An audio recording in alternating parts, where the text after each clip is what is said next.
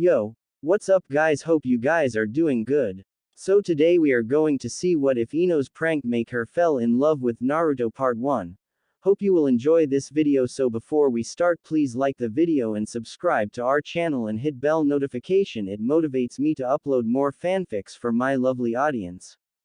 So let's get started. Lounging on the veranda tiles, against the wall shadowed by the eaves of a 3-story building, 15-year-old Ino Yamanaka appeared to be doing nothing more sinister than killing time and enjoying shelter from the sun's heat.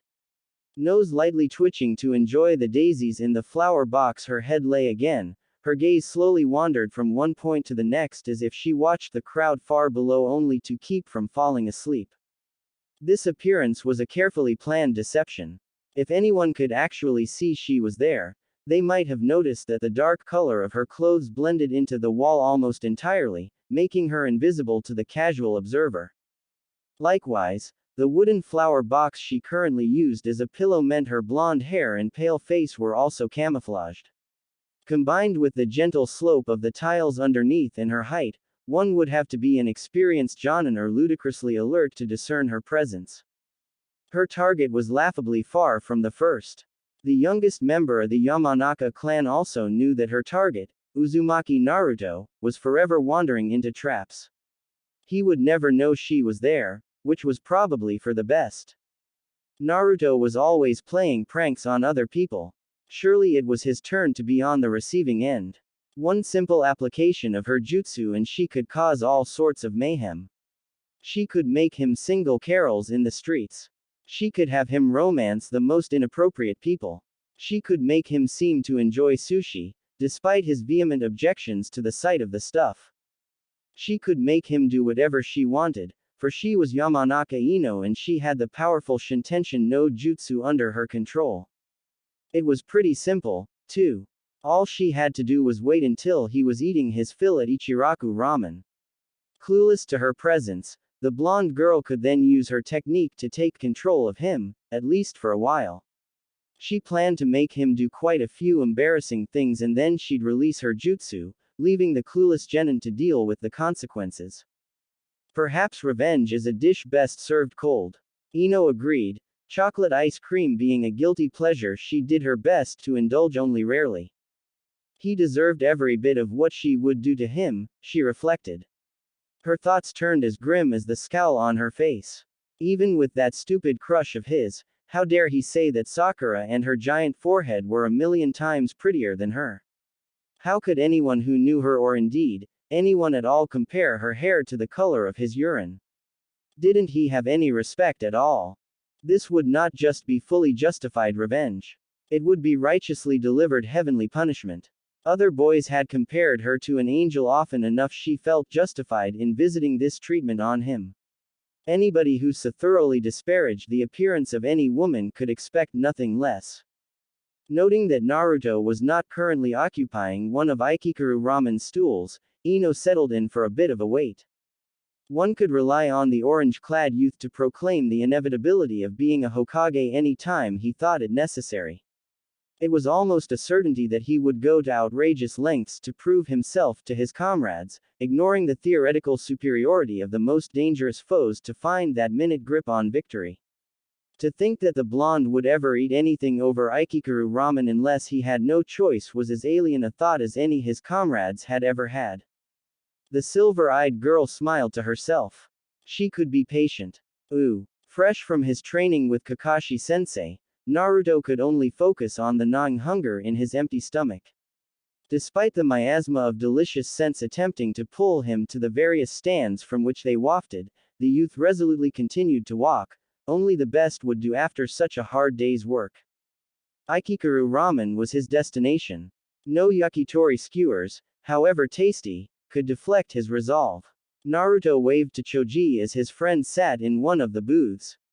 He shook his head to turn down the offer of the seat across from the portly ninja. No okonomiyaki, however dense the toppings, could tempt him to commit culinary adultery. Even the cute brunette behind the griddle's flirting comments, enhanced by a tight blue shirt and clinging black leggings, could not draw him from his path. Naruto couldn't help but grin as he saw the sign which heralded the end of his temptation-laden gauntlet and the beginning of edible nirvana. No other food could sat his hunger the way it was quelled by those tender noodles. Were he stranded in the largest, most barren desert, the boy would take a bowl of the succulent broth over a glacier-cold oasis any day. Though it was already close to evening, Ikikaru Ramen's stools were empty. The old man smiled as he waved a hand in greeting, his two new assistants now rushing back and forth in the limited space in a frenzy. Both young men knew how many different things went into a Naruto special and dreaded the alarming decimation about to be visited on their ingredients. The young man's arrival also explained the absence of other customers. No other resident of Konoha ate at the restaurant when Naruto did, and housing the Kyuubi caused none of this aversion. The fact that Naruto commanded the old man's attention and depleted nearly all of the ingredients meant that whenever the blonde was around, the service was much worse and the variety unusually limited. With an enthusiastic greeting for the gray-haired owner, the blue-eyed ninja sat down in his favorite stool at the center of the stand. His first bowl of the Naruto special was always the best. His palate was clear, his anticipation heightened by the span of time since he'd last ate the owner's edible opus. However, the orange-clad genin never took the time to pause and appreciate that first bowl. The second was always just a fraction less sumptuous than the first. Why wait when more was available? He'd already slurped down his third bowl as Iruka-sensei arrived, sliding onto the stool to Naruto's left and grinning.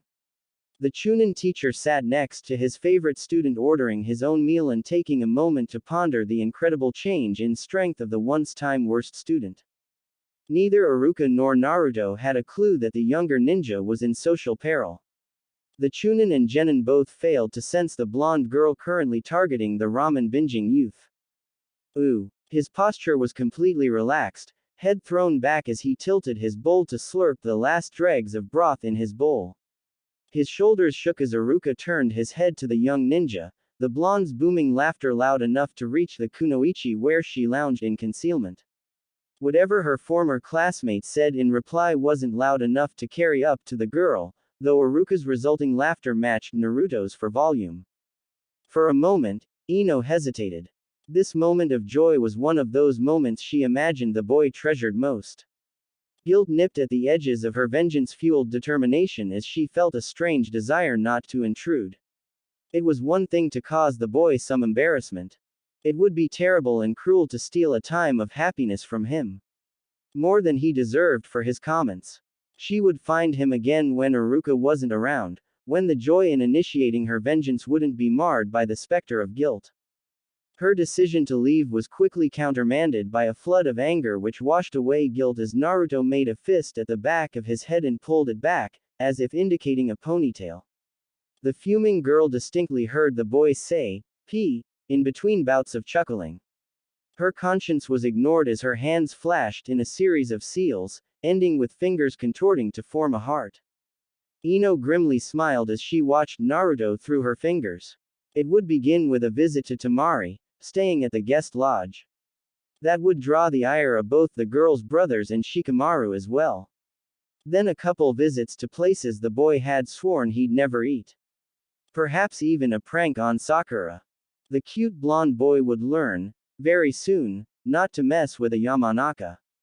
Shintenshin no jutsu, she whispered, feeling the numbness hit her body as her spirit vacated. Chakra fused with the separation of her consciousness to form a wild rush through the air as she bored directly into Naruto's body, hitting with no more force than a slight tap. She felt the familiar tingle in foreign extremities as Naruto's body became her puppet. Then the feeling changed. A force slammed into her from all directions, an unstoppable avalanche, blanking all thought. Control over the boy's body was ripped from her in the same moment. She felt herself falling. Hitting the ground in a smooth crouch, she found herself looking through large steel bars at a room built of rusted metal sheets crudely fastened to an unseen structure. Ice-cold water deep enough to chill her calves flooded the floor, making the echoing plip of dripping water much louder than it might have been otherwise. The only exit seemed to be a darkened hallway on the other side of the room, just through the bars. What the hell? Well, It looks like I get to eat now, too, a voice murmured from behind her, so loud and deep she felt the vibrations deep in her chest. Ino turned to see large eyes, red irises dancing wildly. A great deal of teeth then emerged from the darkness in a smile, each as large as she was. She realized she was in this thing's cage, and that the great steel bars were the prison. Her stomach dropped. She was on the wrong side. A virgin, too, the great being roared, a snuffling sound emerging from the darkness. The inky black hiding the teeth widened into a smile, showing that what she thought had been a large mouth was small compared to the reality. I'll have to thank the brat. Ino tried to release her jutsu as those teeth opened.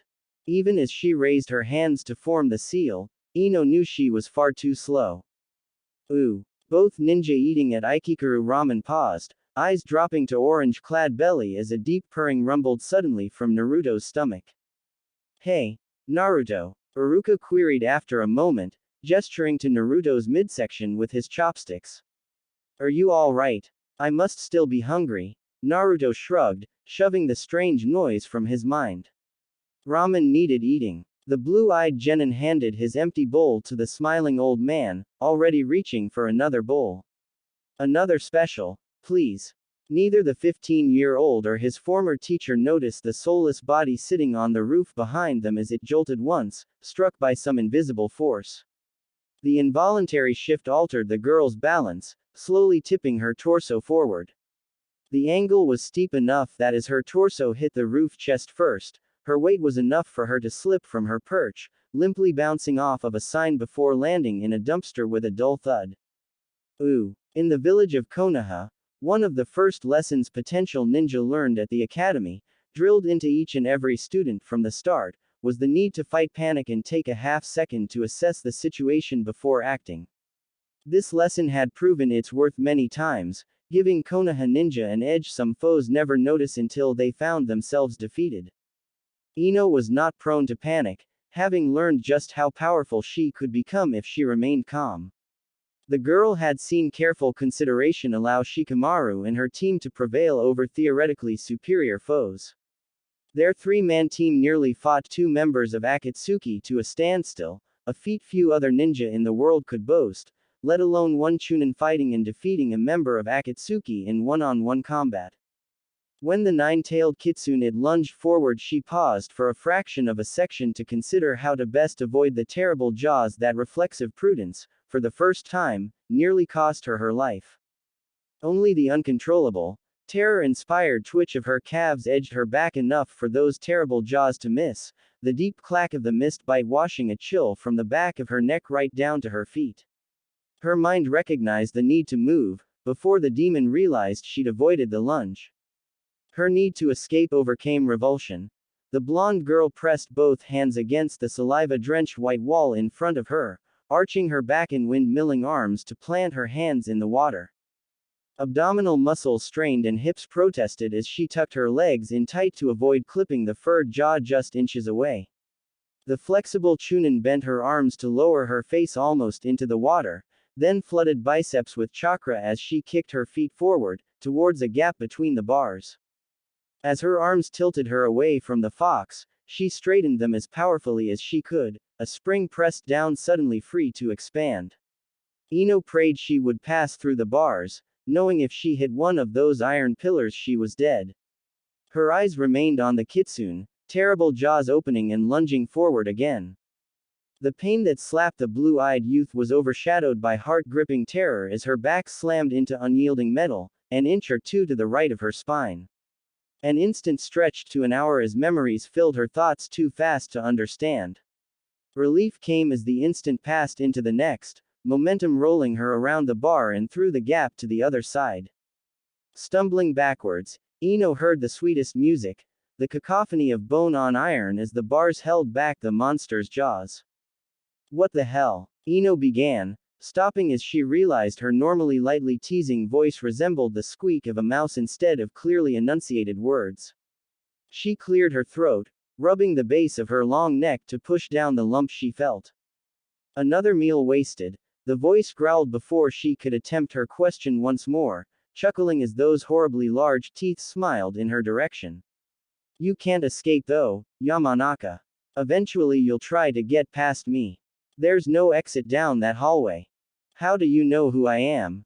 Ino wondered, curiosity dominating her wildly churning mood. Whatever was happening, whatever it was, she was going to beat the living shit out of Naruto whenever she managed to get out of this mess. Oh, I know of your clan at least. One of yours tried to use that silly little technique on me as well, but there weren't any bars in the way. She was quite tasty, the voice chuckled darkly. Realization Ino slapped Ino in the face. Her aunt Irisa died fighting the nine-tailed kitsune all those years ago, she never even got to meet her, only seen her pictures. The demon fox's smile widened in his cage as her eyes widened and her jaw dropped. Ino's took a step back out of reflex. She was face to face with the monster which nearly destroyed Konoha. The world-shaking beast, the fourth Hokage, his life to defeat. Boo, the demon added, grin fading as it realized Ino's attention had wandered. The present was rudely shoved aside as the events from minutes ago fought their way back to the front of the blonde girl's mind, throwing a solid right cross to her sensibilities. Her jaw hung slack and her eyes lost focus as she connected the dots between the two wildly improbable events she now faced. She was talking with one of the most powerful creatures in the world in Naruto's head. It was a moment of terrible clarity which explained the universal aversion to the orphan the entire village displayed. Her own parents had told her to keep away from the solitary child when she'd first started her lessons at the academy. As young as she'd been when she'd heard the stern warning, she never once thought to ask the why, blindly trusting their judgment. The revelation explained the boy's dozens of idiosyncrasies. Now it was clear how he could keep molding chakra during lessons long after his peers had given up in frustration, their own reserves as dry as the dunes of the sand country. His savant-like skill in using the most high-classed, chakra-intensive jutsu now made a terrible kind of sense. It had to be because he somehow could access some of the huge amount of chakra she could feel. Now that she had calmed down, she could feel the terrible force of chakra from behind those bars. Even killing intent didn't compare to it. This is Naruto's mind, Ino whispered in disbelief, taking in the rusted metal of the young man's mind. No wonder she hadn't recognized the feel of a person's thoughts in this dark, terribly desolate place. Most people visualize their own minds in abstractions that were generally more peaceful. This had the homey feeling of an abandoned bunker, not like a cottage in the meadow or the beautiful palace which comprised the typical image of a person's mind. Not totally stupid, but not all that smart either, the fox grumbled, its claws again reaching forward to try to grasp the frightened girl through the metal bars which formed its seal. They dug into the ground, creating an earthquake as the fox dragged them back within the seal. Of course you're in his mind. You used that technique of yours, didn't you? This is just an abstraction of his mind which your tiny mortal brain can comprehend. Are you sure you don't want me to eat you? I might be doing you a favor. No, you can't eat me. Ino roared, irritation finally overcoming her initial fear of the rumbling beast. A shuriken from her belt pouch was hurled through the bars, though the eyes didn't even blink. Her mind was racing as she considered her options. How the hell was she going to get out of this? She glanced back down the hallway, considering it. The kitsune said there was no escape. Perhaps he was lying. I wouldn't, the monster fox taunted, the chuckling somehow more sinister than any sound she'd ever heard. The great monster's voice dripped dark enjoyment. The only thing you'll find down that corridor are his memories. There has to be a way out, Ino muttered to herself, unable to deny the urge to see what made the blonde genin tick. She'd been fairly dismissive of Sakura's teammate until recently. Then the boy fought a member of Akatsuki with nothing more than his guts, his chakra, and a desire to prove his worth against a ludicrously dangerous foe, choosing to do so alone instead of with the aid of one of the most experienced ninja in Konoha. Plus there had been that Rasenshuriken thing he has, that had been the most impressive jutsu she had ever seen. Shikamaru had entered the fight with a plan and an unflinching desire for revenge driving him. What arrogant pride made the blonde boy take on one of the most dangerous ninja in the world just to measure his own strength? He hadn't known Asuma especially well, couldn't have had any strong hatred for Kakazu or his partner. Nothing save the man's association with Akatsuki and his trespasses against fellow academy students who hadn't been especially close made him the blonde boy's foe. Ino's felt a desire to walk down the hall in the careful stare she directed down the darkened corridor. There were so many questions she had about him, so many mysteries, and she was always too curious about people. Ino's curiosity could no longer be denied. She hadn't really had any contact with Naruto before graduation, except for the casual association granted by their classes together. After she and Sakura had come to terms with their rivalry, after that first Chunin exam, she'd occasionally listened to the pink-headed girl's stories, but, well, she always embellished the stories of her own missions with Shikamaru and Choji. It was just that they were really boring, unless she added a few more ninja, each using a few more jutsu than they actually had. Talking about yet another ambush, the majority of their foes decimated by Choji's powerful taijutsu while Shikamaru held them immobile would have quickly grown stale. Even the occasionally quick or cautious foe who escaped was easy prey for her jutsu. She listened to Sakura's own tales under the assumption that the green-eyed girl was adding the same sort of embellishment. The recent understanding she'd gained through her teammate into a whole new light, knowing every word her friend spoke was the simple truth, if not actually understated. She struggled to resolve the class prankster with the sort of ninja who didn't hesitate for a second to go toe-to-toe with one of the Sannin for a girl who ignored him and a boy who belittled him. All within months of graduation. The sort of boy who could come up with a plan to free his Junin sensei and allow his team to prevail when, by all rights, they should have been easy pickings for Zabuza's Mizu Bunshins. The sort of young man who would travel non-stop to another country to fight a member of Akatsuki to save the life of a young man who'd tried to kill him. The chance she had was too unique to pass up. Her feet were slipping through the cold water before she admitted to herself she wanted to know more about the orange-clad genin. Butterflies churned her stomach as she advanced down the hallway. The inky blackness was frightening enough, and only the cackling of the amused fox allowed her to walk on, spite trumping anxiety. She paused before the first iron door she saw, massive hinges crudely bolted to a frame assembled from scraps of girders. A ring hanging on one side of the door rustily protested being disturbed as she grasped it, pulling the door open with a squeal.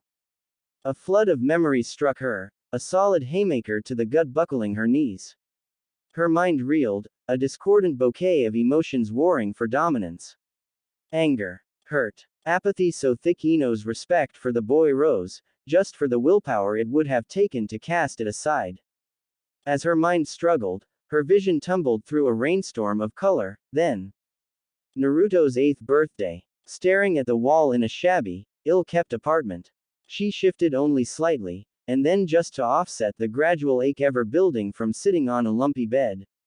The bed's only companion was a rusted metal dinner tray, decorated with 3 empty styrofoam cups. Ino was unable to flinch at the way the boy ignored the itch of wet skin from tears he was too detached to wipe away. A lone visitor taking him to Ichiraku Ramen for a treat, giving the boy a small cupcake and some words of encouragement, it was a glorious sunrise by comparison. The blonde girl wondered if Iruka would ever realize just how much those 30 short minutes meant to the orphan boy that day. Ino stumbled back from the door, hand recoiling from iron ring as if it was a hot pan, wanting nothing more than to forget the raw hatred the young 8-year-old boy had possessed. Iruka-sensei's visit was the only pause in a silent contemplation of rage. Even now she felt tainted by it, angry with everything around her just from that one memory.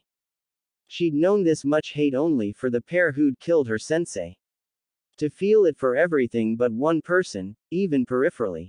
It staggered her. How could someone walk around with so much hatred bottled up within themselves? The stark contrast with the smiling boy she knew Naruto to be only made the memory that much more repulsive. She wanted to conjure a lock and seal away the memory forever, make sure it would never haunt her or its owner again. It was too painful to bear, even as a spectator. She found another door and in this she saw a familiar image as it was opened, this of Gaara. Only perspective gained from the sight of his furtive, Shy smiles whenever he and his siblings had reason to visit softened the hard memories from years ago. Ino still had nightmares of the vacant-eyed youth from her first Chunin exam.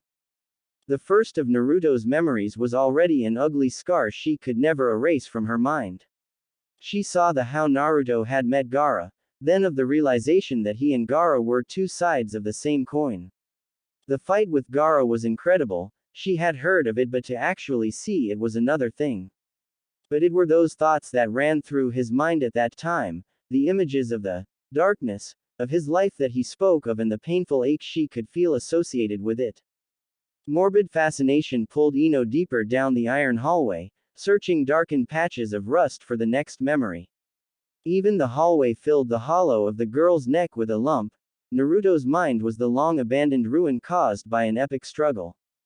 She grasped the ring on the second door, opening the memory with a firm, determined yank. Even braced for it, she couldn't stop the tears. Ooh. Naruto breathed a sigh of contentment as he stretched out on his bed, staring up at his ceiling as he let the warmth from the bowls of ramen spread out from his stomach, until even his fingers and toes tingled. Dreams crept around the edges of conscious thought, waiting for him to lower his guard so they could slip to the front of his mind. Sure. He'd pissed off Ino, he mused. He'd also messed up at asking Sakura on a date and had to put up with Sai's curiosity about the sexy no jutsu. Then again, he'd also gotten the chance to tell Iruka about kicking Kazuku's ass, which resulted in his teacher paying for his first 3 bowls of Aikikaru. Any day he got treated to Aikikaru, he concluded, was a good day. He drifted blissfully into sleep, pulling his black sleeping cap more snugly onto his head as he curled up underneath the blankets. He found himself drifting between stray thoughts, and then with an abruptness he thought out of place, he was vividly dreaming. He knew he was dreaming because Ino was crying. Not only that, but he was in front of the stupid fox's cage in his boxers. All the party needed was an older teacher type spouting strange, inscrutable advice to convince him to never again eat crab ramen before bedtime again. What the hell? Naruto muttered, scuffing his bare foot on the water as he cast his eyes around. Being a dream, he was wearing the same clothes he'd been wearing when he'd fallen asleep. His hat, his boxers, and the blonde hair his father, or mother, had given him. He prodded the blonde girl on the shoulder. Oi, what's going on? Naruto. I'm sorry. As the tall blonde girl tackled him, Naruto knew without a doubt he was dreaming. A small part of him insisted it was real, but the various soft parts brushing against him convinced the blue-eyed Hokage to be that this was fiction from his subconscious. No way, no how was he this lucky with any girl, let alone Sakura's rival of all people. As if reading his thoughts, the fox chuckled as it watched him. Ino paused, sniffling as glistening gray eyes met blue. I should have been nicer. I didn't know.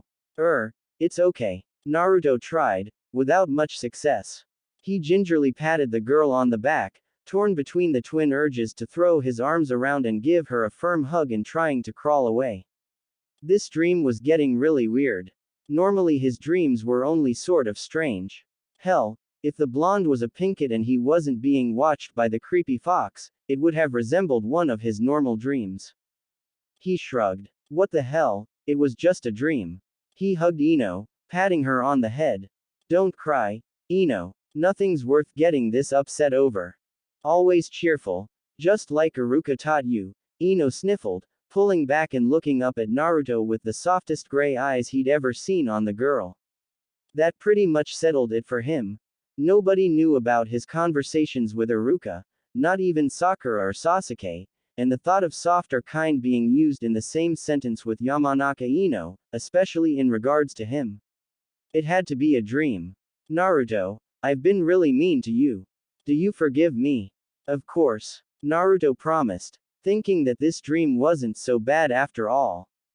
Now that he had a moment to consider it without being yelled at, Sakura's rival was fairly pretty in her own way. He recalled the way both girls had fawned over Sasuke and figured it was something with his subconscious mind trying to overcome Sasuke in every way possible.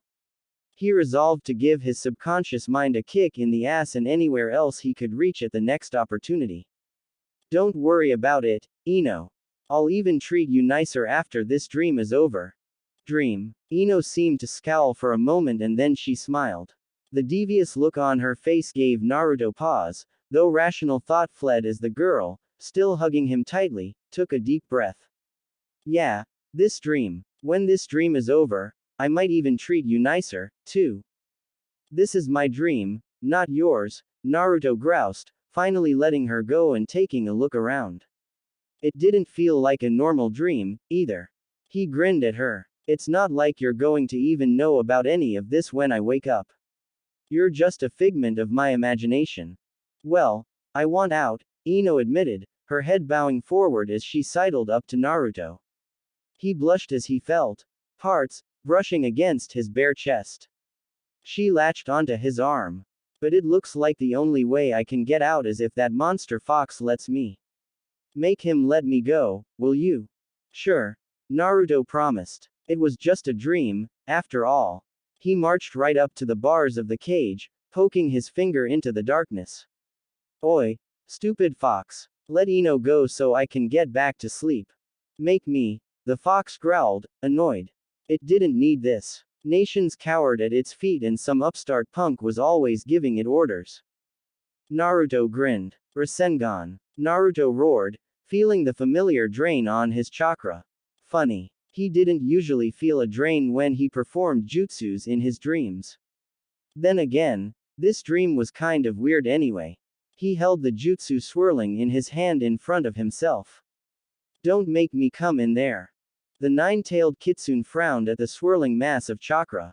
It couldn't hurt him after all, this was just an image of his mind, but if they did fight and if he accidentally killed his jailer, and that was a possibility, that wouldn't be good because then he would die. Of course, the idiot thought it was all a dream. He thought he was just being the typical hero without knowing just how close to death he was coming. Then again, with how close the moron trotted to death every time he gleefully threw himself into battle, the idiot's danger sense was probably as well balanced as a vase in an earthquake. The fox relented, pulling back his chakra and allowing the Yamanaka to release the seal from where she stood. Without the demonic pull of his chakra, she was able to release the technique with ease. The stupid blonde who was his jailer wasn't even competent enough to realize as the girl faded from his mind, her soul dispersing through the air to return to her body. Naruto grinned as he allowed the technique to dissipate. It had been a weird dream. Right now it didn't matter because he wanted to swim in a lake of ramen. Ooh. Ino breathed a breath of air, writhing as she felt herself once more in her own body. She was free. She'd escaped the nine-tailed kitsune. She was once more back in her own body. She was alive. Ino sniffed, realizing she smelled like garbage. Pulling herself from the dumpster, Ino smiled as she thought of a blonde boy. She'd misjudged him. She'd thought he was nothing more than a loser, a failure not worthy of her attention. Just looking through his memories, she'd seen fights that had left a lasting impression on her. A small part of her shuddered at the reckless courage it would take to fight Orochimaru not once, but twice, both times knowing full well he might die. When Ninja dared talk about Orochimaru to her generation, it was in a whisper, as if the mention of his name would bring him back. That Naruto would charge into battle with him for the sake of his comrades, when even Junin would run, was a resolute monument to his character. The blonde boy was a ninja worth watching. Thinking of her sensei's last words to her, she grinned. Sakura might not know the prize she had following in her footsteps, but Ino would claim it. She wouldn't lose to Sakura in love. Not when the prize was so worth catching. Not when the prize would be the next Hokage. Ino awoke to a fresh new day, stretching as she got out of bed and banished the last bits of sleep from her thoughts. Her mind, normally focused on her plans for the day, wandered aimlessly as she went through her morning routine, brushing her hair and putting on the earrings Asuma-sensei had given her for making Chunin rank. As she slipped into her day clothes, she resolved to right a wrong she'd been unconsciously committing since the early days of the academy. Ino was not one to admit she was wrong. Not often, at least not in her mind.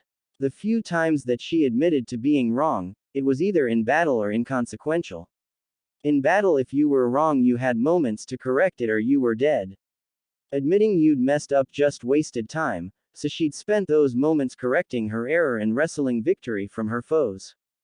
To think she'd misjudged someone, not just someone she'd known briefly, but someone she had known, in theory, for years, it was just galling.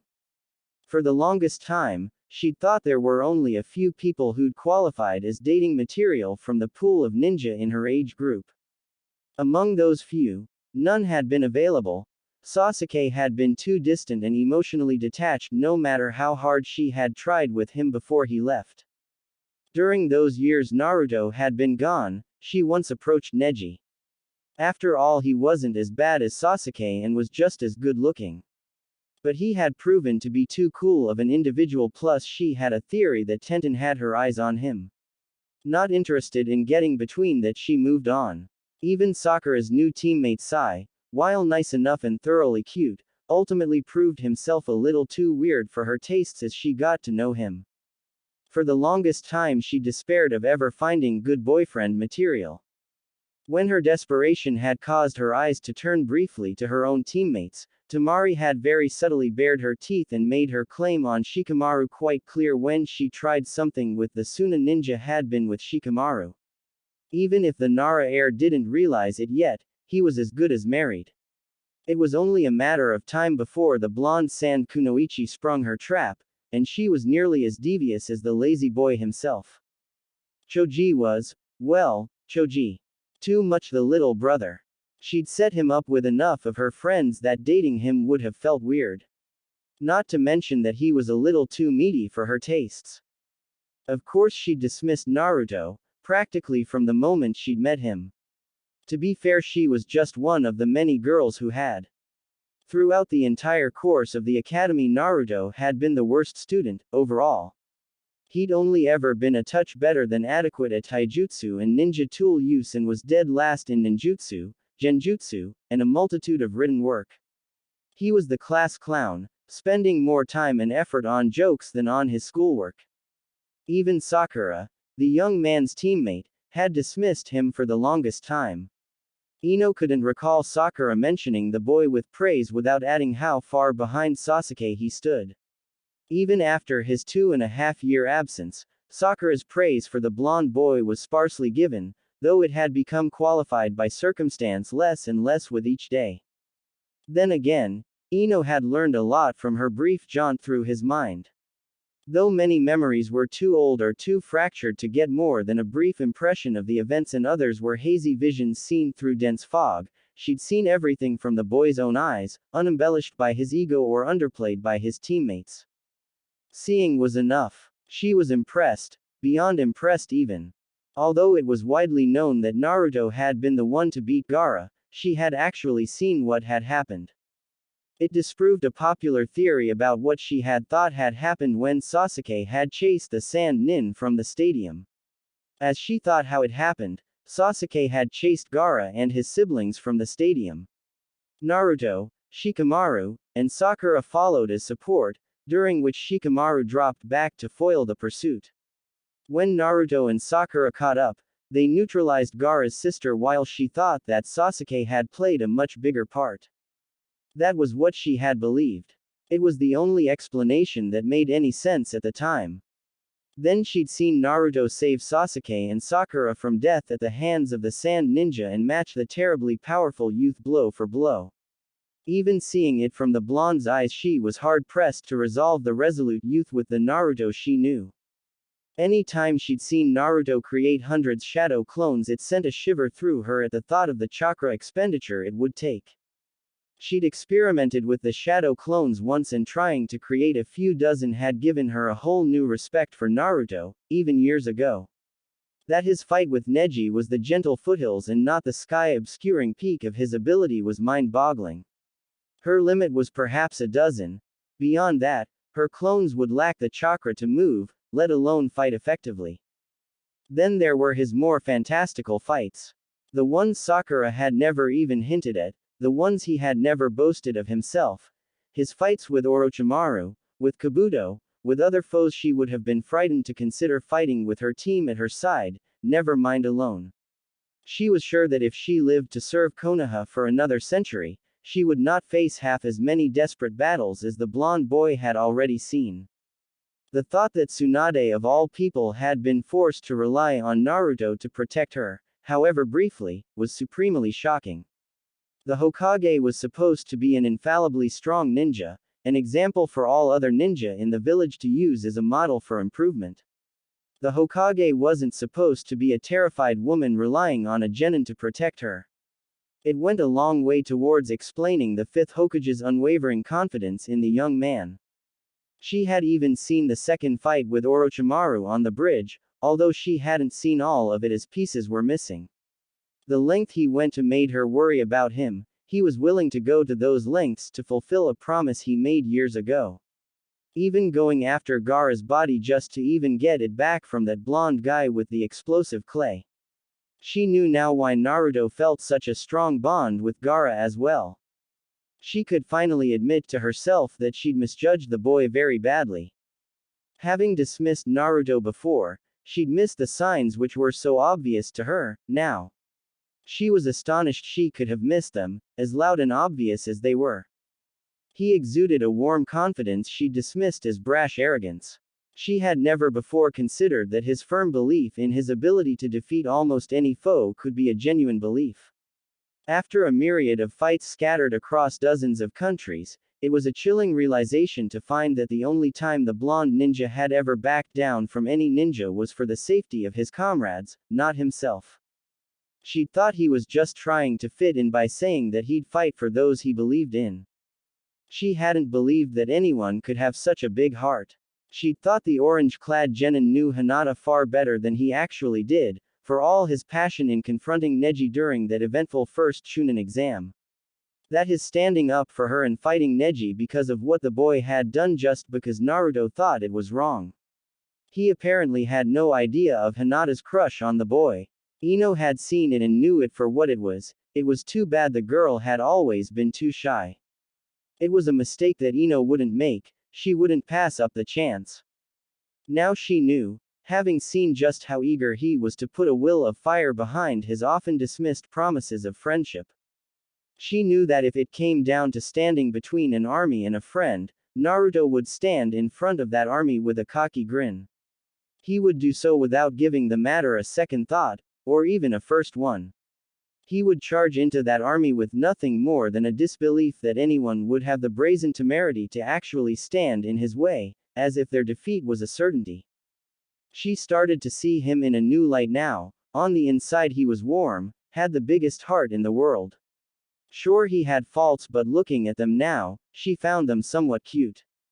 Plus he had grown up in this time away. He was taller than her now. Plus with all the baby fat gone he looked so much more handsome now. Her mind made up, it was time to get things into action. She slipped into the kitchen, returning her father's grin with one of her own as she opened the door separating her mother's shop from the family home. Her mother's raised eyebrow was studiously ignored as Ino grabbed 3 specific blooms and slipped outside. She had new prey to catch. Ooh. Ino's first order of business was her rival, Sakura. She was almost willing to pursue Naruto regardless of their friendship, given what she'd learned during the eventful evenings she'd had just last night. She was honest enough with herself to admit she'd much prefer to clear things with the girl first and find out where the pink-haired girl stood with the blonde genin. If they were just friends, so much the better. Losing Sakura once had been painful enough. She didn't want to repeat mistakes of the past. That haunting fear was the reason Ino found herself drifting into the Konoha hospital. While she was a fully trained medic nin, she was by no means on the same level as the pinkett she was searching for. Ino had only passed the basic courses, not the more advanced ones. She was adequate as a medical ninja, good enough to heal wounds in the middle of combat. She was not good enough to warrant pulling duty at the hospital while not on a mission. Passing half-exhausted medics as she wound through the halls, Ino mused that perhaps, mastery of a skill wasn't everything. Every medic nin she passed seemed to have become trapped by their skill.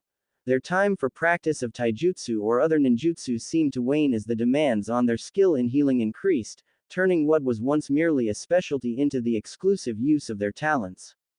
Then again, Sakura was the exception, as her physical combat skills were above hers in ways she couldn't hope to get close to. She sighed at that point. She remembered when she used to be stronger. Then they tied at the Chunin exams. Now Sakura seemed to be getting farther and farther ahead of her. Sure, Ino could have trained more, it was her own fault, but now she made a note not to fall any further behind. Starting with her love life and going on from there. It didn't take her long to find her friend, eyes closed in uncharacteristic serenity as she paused for a brief moment over tea in the break room in between checking on her patients. Her green eyes opened as Ino stepped lightly into the room. Ino. Sakura was surprised, Ino noted, and with good reason. Ino rarely showed up at the hospital to visit, preferring to see Sakura during her off hours. Hi, Sakura, Ino said, pouring herself some tea from the staff kettle. She sat down on a nearby bench, suddenly nervous as she searched for words. While this was Sakura of all people, Ino knew that bubblegum-haired girl held a definite advantage with Naruto. Not only was she the girl Naruto had been crushing on for the last 4 years, but she was his teammate. She'd been there for him during the roughest of times, shared in some of his most desperate battles. This was a girl Naruto had fought earth-shaking battles for, the girl Naruto for whom had faced Orochimaru without a trace of hesitation. A girl who could have the blonde boy's heart for nothing more than the effort of voicing the request. For a moment she wavered in thinking she might have a chance, but it soon passed. She wouldn't run from any challenge anymore. What's up, Ino? Sakura finally asked, seeming to grow impatient. Ino remembered the girl was on duty. The break Ino was interrupting was probably scheduled to end in a handful of minutes. I had an encounter with Naruto yesterday, Ino finally said, tossing aside her worries, plunging forward. While she didn't want to spill everything to her friend, she needed to at least get on to the topic quickly. Has he always been so open? Naruto? Sakura asked, blinking. She idly sipped her tea as she thought. Well, I suppose he has. It's kind of hard to take him seriously sometimes, but he's consistent. Steady. He's childish a lot of the time, but he always pulls through in the end. So you trust him? Ino pushed, wanting to know more. She didn't want to tip her hand, and was thankful Sakura was too distracted by the questions to push deeper into Ino's motives. Of course, he's my best male friend after all, Sakura finally answered, and Ino breathed an inner sigh of relief. Male friend, that was not someone you dated. She was in the clear, at least for now. Sakura grinned to herself, giving Ino the impression she was being ignored as those green eyes wandered somewhere distant, adding, but then sometimes he seems so strong, so sure of himself. Other times, he's almost fragile. Quote. Sakura frowned a bit, remembering how she had learned his terrible secret. How he contained the 9 tails after that battle on the bridge. To see him all burned up like that had been horrible. He didn't remember hurting her, and she would never tell him that. She hadn't talked with Naruto about that day, she wanted him to come to her when he was ready. Then as she thought about him more, other things came to Sakura's mind. And when he needs to be, he's, well, I guess you could say that his fight with Kakazu was just another day. He keeps surprising me all the time with how strong he becomes. And he has matured more than when he was little, at least a bit more. I see. Ino paused, now unsure. Sakura's words weren't quite the words she would have been using if she just thought of Naruto as a teammate and a friend. Sakura was sending 2 very different messages. If she was thinking of the blonde boy as more than just a friend. Damn, I've got to go, Ino, Sakura muttered as she glanced at the clock, finishing the rest of her tea in quick gulp and standing. She glanced back at Ino. Look, I'll talk to you later, okay? Sure, Ino said, standing and finishing her own tea as well. Sakura might welcome her presence, but she doubted the medical staff wanted her hanging around. She left the hospital, 2 different sections of her mind at war, now. She shook it off. It might not even matter in the first place. She had to go see the blonde boy. She would make things clear. Even if his heart was Sakura's for the taking, perhaps he wasn't willing to wait for the girl to clear the sand from her eyes and realize just what she had in her grasp. Ooh. Naruto grimaced, sweat beading on his brow. He had to make a choice. Pink was his favorite and had been for a number of years. Truly, the love of his life. But that golden yellow was so inviting, so tempting. He was torn. Did he maintain his faith to his love or give in to the golden temptation that stood right in front of him? Pink or golden yellow? How could someone even make that choice? It was absurd to think he had to choose. He'd simply have both. That would solve his dilemma quite easily. He would start with the pink and then the golden yellow would finish him off. That would solve things best for all involved. He could keep his faith and try the tempting new vision, now flipping his perception and inverting his sensibilities. So decided, Naruto tore open the seal on both the pink and yellow ramen package as he prepared his breakfast. Beef would taste better with chicken, anyway, and he usually ate more ramen than most people anyway. Naruto patted his stomach after he had finished his meal. He leaned back at his dining room table, completely stuffed thanks to the double serving of ramen. He cocked his head as a chill ran down his spine, as if he were being hunted.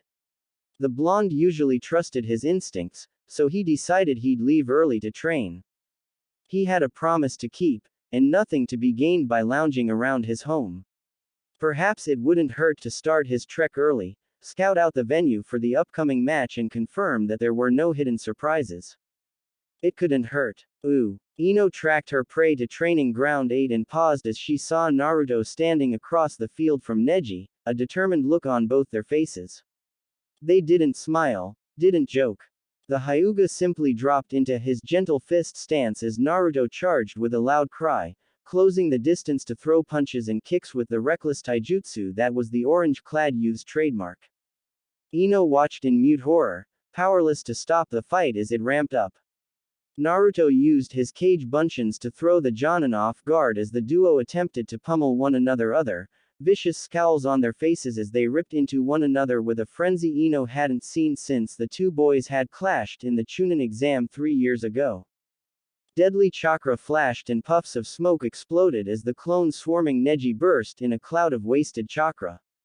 Though clearly doing noticeable damage to his foe's chakra reserves, the Hyuga boy was being forced back as Naruto and his remaining clones pressed the advantage. Two Narutos dropped low to the ground, kicking their legs out to rob Neji of his footing as a third Naruto slugged the long-haired Jonin with a solid right cross which elicited a grunt of pain. That quickly transformed into a smirk of victory as one of the white-eyed boy's legs touched the ground, allowing him to torque his body into a deadly spin of released chakra, Kaden, the ultimate defensive technique of the Hyuga clan. Naruto tumbled through the air, twisting and landing on his feet as his less fortunate clones hit the dirt and exploded from the impact. The blonde grinned as he formed a seal, summoning more clones to his aid. Clones, is that all you're capable of, Naruto? Neji taunted, plucking a pair of kunai from his ninja tool pouch and hurling them towards the small army amassed in front of him. He was unsurprised to see his two targets vanish in a puff of smoke. Who needs more to deal with you? All of the Narutos demanded at once, an identical grin coming to their faces at exactly the same time. The closest blonde pointed one finger at his foe. I didn't need to use anything else to beat you, before. Arrogant, Neji muttered, charging into the mass of clones with a grin. Ino sat in the tree, trying not to blink as the two ninja, Genin and Jonin, clashed. Neither seemed capable of gaining a significant advantage. Neji was able to nullify the most devastating of Naruto's attacks, while the blonde ninja seemed to possess the superhuman ability to replace lost clones at whim, ignoring the potentially crippling chakra cost without a heavy breath. It was a deadly balance. Ino watched in horror as blood sprayed from Naruto's back, followed by Neji's hand as it pierced the boy's body. Sheer force had killed Naruto over and over again, before the body would inevitably puff into smoke and Ino could breathe a brief sigh of relief. The battle had been going on and on in this fashion for nearly 40 minutes. There was only one Naruto left. Neji closed, readying his hand. Naruto fought valiantly, twisting and turning out of the way, attempting his own counter blow against his Jonin foe. None of Naruto's blows found their mark, but Neji struck true with a sharp blow which cleanly caught Naruto's throat, causing the young blonde to drop to his knees and cough as he vomited blood. Neji had killed Naruto. As Ino prepared to use her own jutsu to capture Neji, Naruto poofed out of existence as the sound of clapping filled the clearing. Neji smiled and turned to the source of the clapping as Naruto dropped from a nearby tree branch. Good job, Neji. You managed to kill 500 clones in under an hour. Naruto's voice was jovial, and he wore a broad grin as he walked over towards his friend. Naruto. Only you would call that an accomplishment, Neji grinned, shaking the younger man's hand. He shook his head. I seem to recall defeating dozens of your shadow clones in under a minute during the Chunin exam. Yeah, so why did you need my help training anyway? Isn't that what Lee and Tenten are for? Naruto asked, scratching his chin.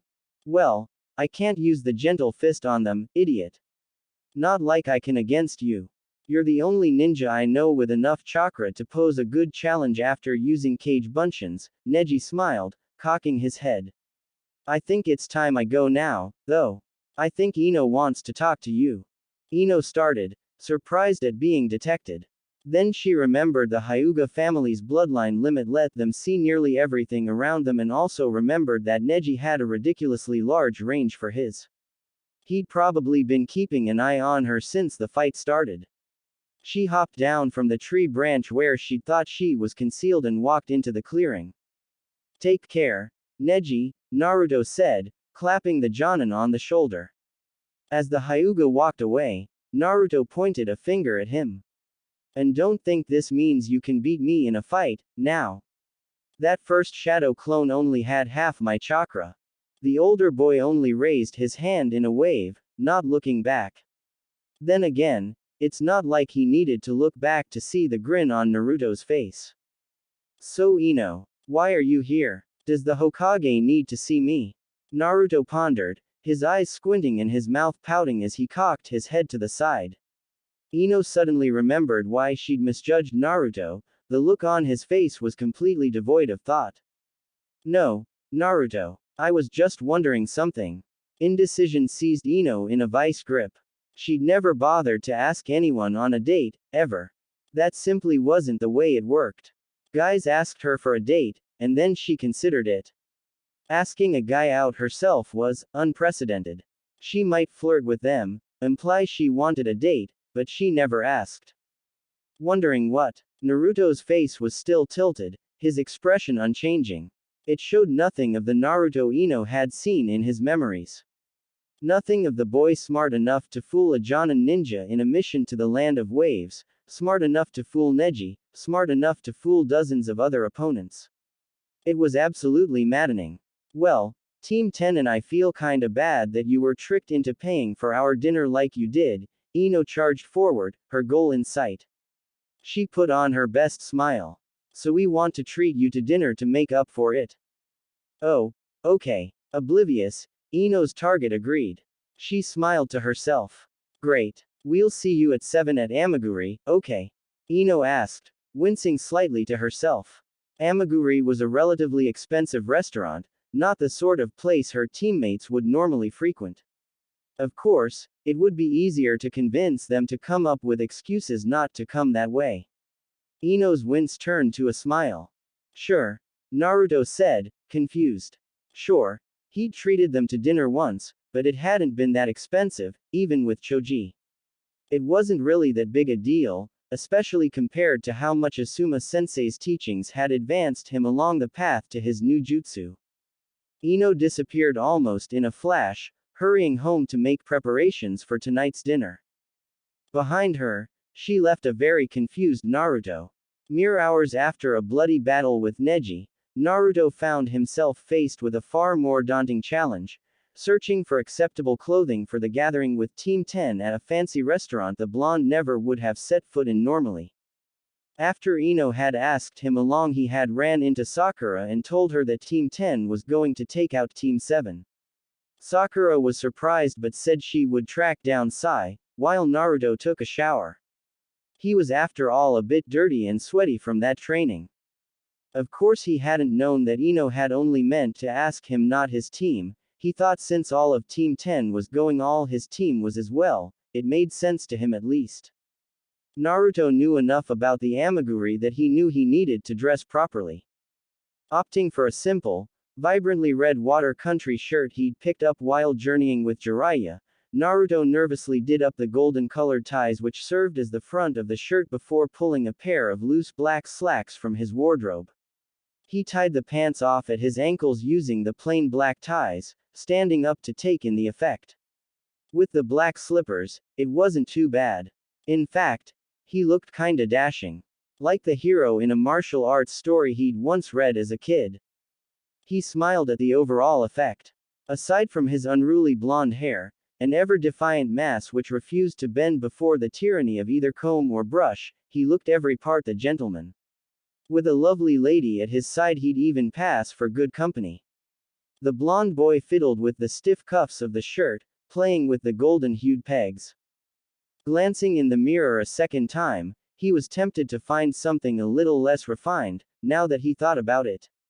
Perhaps he was overdressed. He didn't want to look like an idiot if Shikamaru showed up in a Chunin vest. Then again, the lazy bastard managed to look cool in the outfit. Naruto dreaded the day he'd wear it. Naruto's meandering thoughts were interrupted by a knock at his apartment door. The lovely lady who would give the rest of Konoha the illusion that he was socially passable.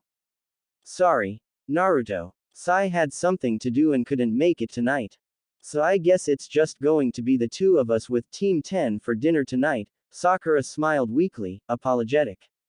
Naruto waved off her concerns, instead focusing on the enchanting effect her refined blue dress had on her figure. It was demure, without making her look old. The blue was even a light enough shade not to clash with the pink of her hair, currently combed and curled out at the ends in a rare defiance of her vow to stop caring for her looks in preference to caring for her ninjutsu. Don't worry, Sakura-chan, Naruto said with a smile. He stepped out of his apartment, locking the door behind him with a click. Pocketing his keys, he smiled at the pinkett. Even if the 6 is reduced to 5, it's fine. But, does Ino know you've invited your team with you to dinner? Sakura asked, her eyes wide. Ino had offered to pay for Naruto, not the rest of his team. Some unconscious part of the green-eyed girl told her that the invitation hadn't been meant for herself or Sai. Some other part yelled defiance at the first, certain coming was a good idea. It's my treat tonight, Sakura, Naruto grinned, patting the deep pockets of his black pants. The welcome bulge of Gamashin rested comfortably in the pocket, waiting to be spent. Kakazu had had quite the bounty on his own head. When he got back and Tsunade had presented him with the cash, he had been surprised. It was a nice bonus. Besides helping to avenge Asuma, he didn't know him as well as Team 10, but he had liked him. Dinner tonight for you is my treat. I'm just happy that our two teams can sit down for a nice dinner and relax. He told her, smiling brightly. Ooh. Having disposed of Choji and Shikamaru for the night, Ino made her way to Amaguri with a broad smile on her face. She had told them that she had plans for the night, which was fine with them. Choji was working on some family jutsu training. Ever since Asuma died, he had been pushing himself a bit more lately. Shikamaru had just shrugged it off, saying it was fine with him. She knew that he would be too lazy to really care and was most likely just going to play shogi with his dad or something. The plan was really simple. By showing up by herself, she could just claim that Shikamaru and Choji had had other plans, which they did but might have dropped them if she told them the truth. So now she would be left alone with Naruto for the evening and would be able to work her charms on him with ease. It was the perfect plan. She couldn't know it, but walking towards Amaguri, both Naruto and Sakura sneezed. Ooh. Ino waited for her meal to arrive, glaring at her rival. The pink-haired girl, dressed in a totally gaudy, unflattering blue dress, at least in her opinion, sat across the small table from her. The way the golden threading of the dress was shaped, it was meant to look classy while drawing attention to the wearer's bust. Why did Naruto have to invite her along? Why the hell would she even come along? She sipped her tea as she considered the evil blue-clad creature, who was giving her a smug look in turn. She knew, of course. The small smile on her face was trying to be coy about it, but Sakura's entire posture screamed personal satisfaction. Sakura sipped her ice water as she idly tapped her fingers on the table, trying to smother the grin fighting its way to her face. So that's how it was. While she was pissed off that this blonde hussy would try to move in on her teammate under her nose, she was greatly satisfied that she'd been lucky enough to be invited along. She knew the story about Choji and Shikamaru canceling last minute was a lie. It was the lamest excuse to get him alone. Who did that girl think she was? Especially wearing such a skanky black dress. The low-cut neckline plunged dangerously, loosely covered by translucent silk. The high cut of her dress, mid-thigh, was likewise rendered decent only by the stockings. It was like she wasn't wearing anything at all. A more conservative dress like her own was far classier, the green-eyed girl concluded. They sure are taking their time with our food, Naruto commented from his position to Ino's right and Sakura's left, idly looking around the swanky restaurant, oblivious to the silent exchange taking place right in front of him. The focus of his attention was on the gnawing hunger in his belly and the pressure slightly below that. Sakura, how was work? You're looking tired tonight, Ino mentioned, smiling at the barb. Subtle enough to pass unnoticed beneath the blonde boy's eyes, yet still cut the blue-garbed medic nin. Sakura's eyes were strained, her lower eyelids ever so slightly dark from too many late nights at the hospital. Completely unlike her own well-rested eyes, unmarred by lack of sleep. I'm fine, Ino. Though you've seen a little too much sun, Sakura grinned, reveling in her own alabaster skin when compared to Ino's almost orange hue. Working in the hospital like she did, she was able to maintain a nice, pale complexion, allowing her pale hair to complement her pale skin. Ino's own sun-darkened hue clashed with her hair. Oh, no. This is just the result of going on too many missions recently. Oh, that's right, Sakura. You're so busy at the hospital you don't really get too many missions these days, do you? Ino switched tactics, throwing her foe's lack of experience in her face. Naruto still wasn't paying attention, so she knew she could up her game. She paused, almost in thought. How is your practice going? Have you learned any new jutsu? I've learned plenty, Ino. After all, I'm the primary apprentice of the Hokage herself, remember? She's been taking the time to teach me everything she knows, Sakura added with a smirk. Ino wouldn't get her based on that. Being the Hokage's apprentice, she had certain advantages. Like learning ninjutsu tricks so obscure most jonin didn't know as much as she did. Hey, I'll be right back, Naruto stated, standing up and stretching before heading towards the washroom. Both girls watched him briefly, waiting until he was out of hearing before they turned back to openly glare at one another, abandoning the loosely veiled facade of civility. All right, Ino, what's the deal? Sakura demanded, crossing her arms as she stared across the table at her friend. She gestured at Naruto's empty seat. Why are you dragging him out for a date without even telling him what it is? Jealous, Ino retorted, leaning back in her chair and sipping her tea. She stopped glaring, her eyes gazing towards Naruto's chair with a fond look which surprised Sakura. The green-eyed girl's hostility wavered. Look, Sakura, I tried to play a prank on Naruto. It backfired. I know, well, everything. Everything? Sakura asked, taken aback. Not many people their age knew much about Naruto, especially the Kyuubi. She'd only learned about the nine-tailed demon a couple months previously and she was the Hokage's apprentice and the boy's teammate. She paused, searching carefully for the proper words. Maybe the blonde girl was bluffing. So you even know about Naruto's little problem?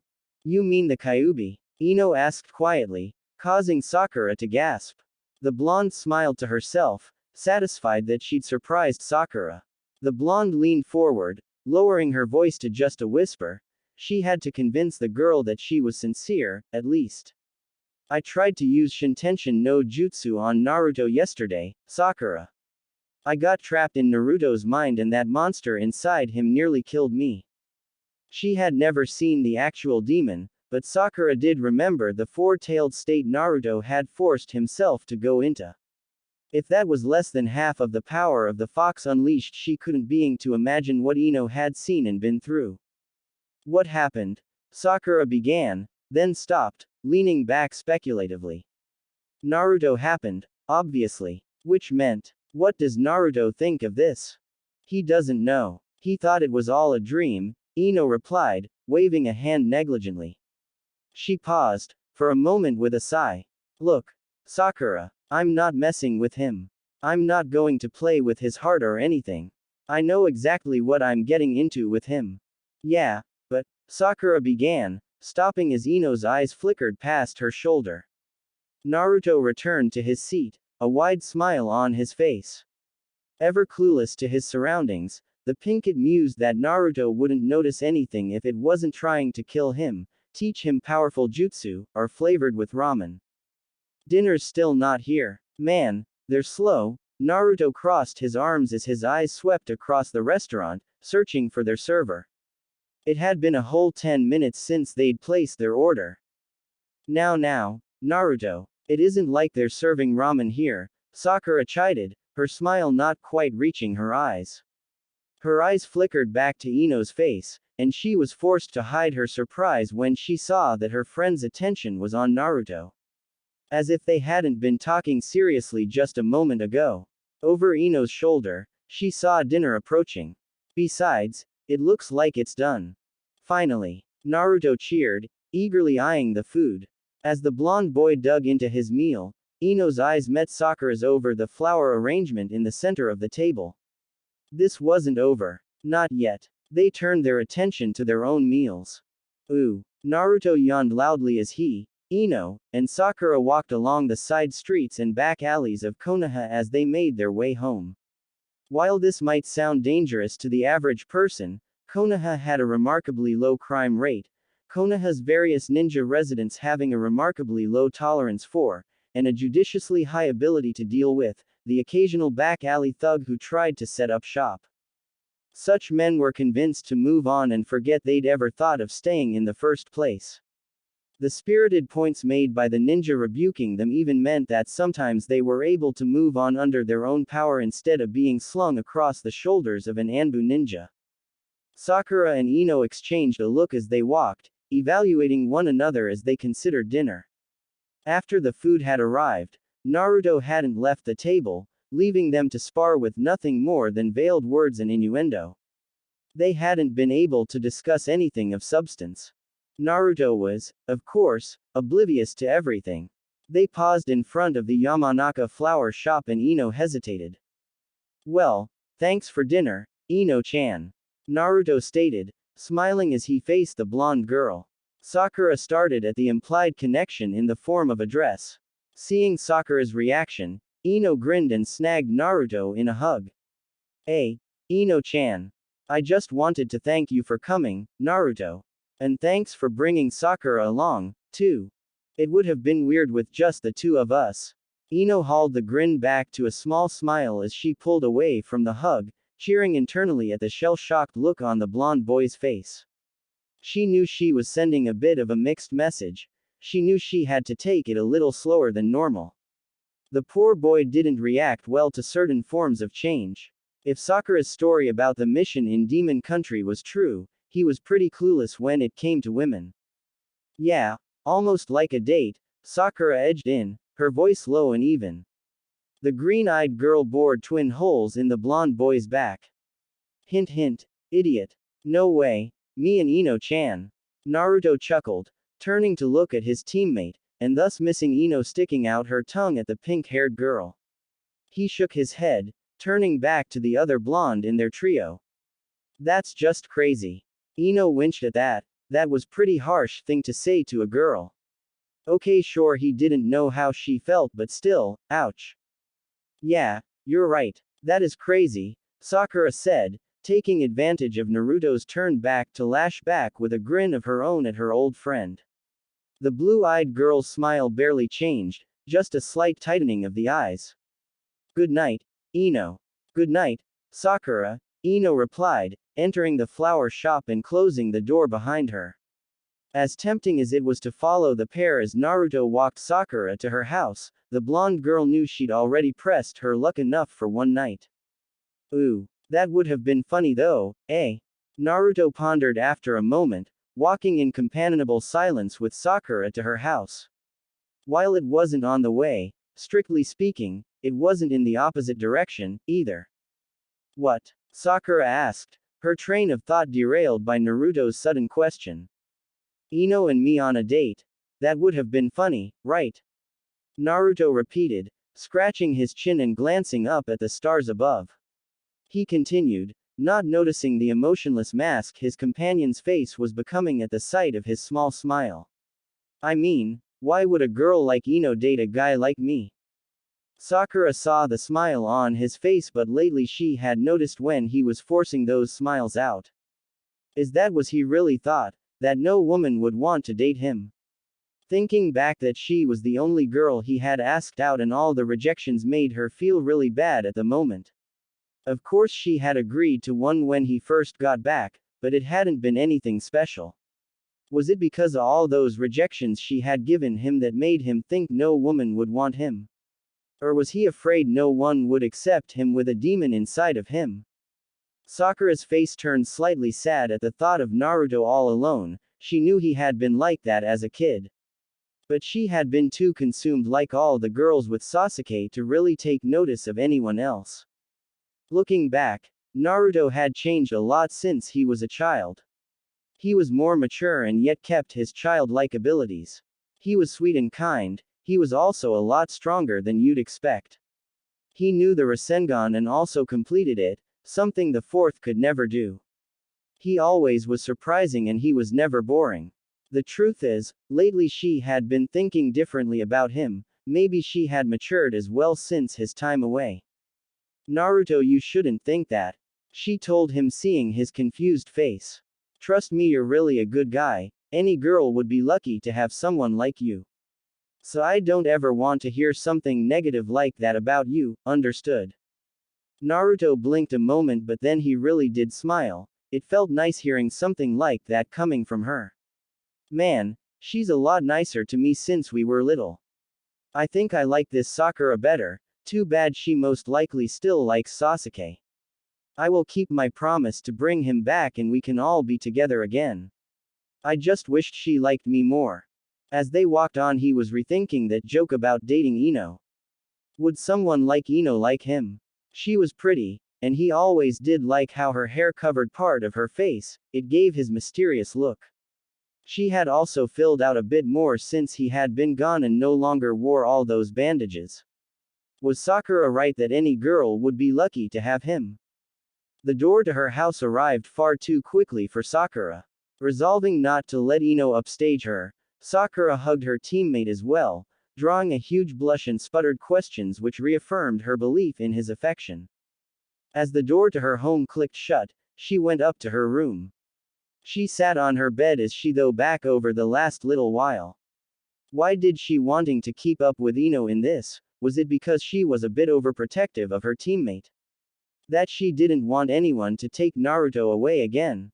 She had missed him when he had been gone. Those 2.5 years seemed empty without him around. For the first few months she kept expecting to see his bright and smiling face. Or was Naruto more than just a friend? She thought long and hard about her feelings for Naruto, and she had to admit maybe she did like him. He was the perfect guy when she thought about it. She had already stated all his good points. Sure, he was loud, stubborn, a little naive, and maybe a bit perverted. But she liked those parts as well. That was what made Naruto, Naruto. All those times she had refused him, maybe she had been making a mistake. Now Ino was moving on Naruto and it brought up all these feelings, jealousy being one of them. If Naruto was just a friend, she wouldn't feel that, would she? Plus a bit of fear that Naruto wouldn't be by her side anymore. If he went out with Ino, that would mean less time with her and she would have missed her chance with him. She nearly laughed at how life was so strange. Ino and her had lost a friendship over chasing after a boy that didn't seem to care for either of them. Now after they had repaired their friendship, they were going after the same boy. Only this was the boy they had both ignored and been less than nice to as children. Sakura didn't want to repeat the mistakes of the past, she would challenge Ino again, but this time she didn't want to ruin the friendship over it. And this time she also planned to win. She already had a head start with Naruto, or did she? When was the last time he asked her for a date now that she thought about it? She quickly realized that he hadn't in a while. A slight sliver of fear entered her heart. Did he stop asking because he had given up on her? If that was the case, she needed to fix that as soon as possible. Next day would be the first day in her battle for Naruto's heart. Meanwhile, Naruto was very confused as he walked back to his place. Both Ino and Sakura had hugged him. He couldn't remember girls wanting to do that to him before. Both felt very nice as well, having them press up against him and wrap their arms around him. Ino smelled of jasmine he noticed, while Sakura had smelled like cherries. Both he had felt soft skin against him and the warmth of their bodies was really nice. Man, today has been weird, but I hope they do that again. Still, I wonder why they hugged me. Oh well, maybe they were just being more friendly. Both have been nicer to me since I got back, maybe they just wanted to be better friends. Naruto grinned to himself at how things had changed since he was a kid. He had good friends and the village was starting to respect him now. No longer were there cold looks all around him, he actually got respect now from the village. He was on his way to accomplishing one of his goals. When Naruto finally got home, he went straight to bed, and for some reason he had a strange dream that night. It started normally with him as Hokage overlooking the crowd that was cheering him on. But this time was different. Now Ino and Sakura came out of the crowd. They were saying something but he couldn't make it out. Then Sakura grabbed one of his arms saying something to Ino, while she grabbed his other saying something to her. The next thing he knew, both girls in a tug of war with him as the rope. He woke up from the dream when both girls had ripped his arms off. He got up and looked around, then made sure he had both arms. He looked at his clock to see it was still pretty late. So he got back to bed and sighed, looking up at the ceiling. Oh man, that was weird. It was almost like those girls were fighting over me, but that wouldn't happen in real life, would it? A late-night crow was flying as it cawed in the night, almost as if it was an answer to his question.